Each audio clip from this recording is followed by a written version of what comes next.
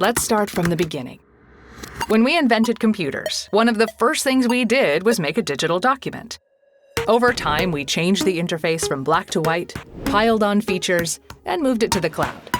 But fundamentally, these documents haven't really changed. Then came productivity software to the rescue. It promised to streamline our process, but actually multiplied it. The thing we've always relied on to get work done? Docs. But docs weren't built for today's hyper-collaborative world. Meet Coda. It's like the docs you're used to, except it comes with building blocks.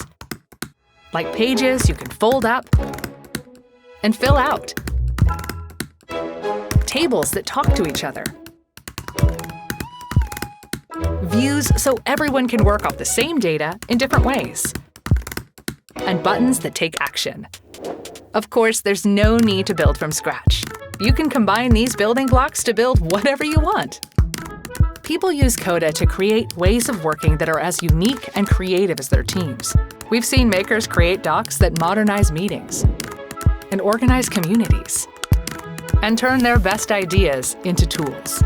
With Coda, a doc can be as powerful as an app and can grow to contain your team's entire informational universe.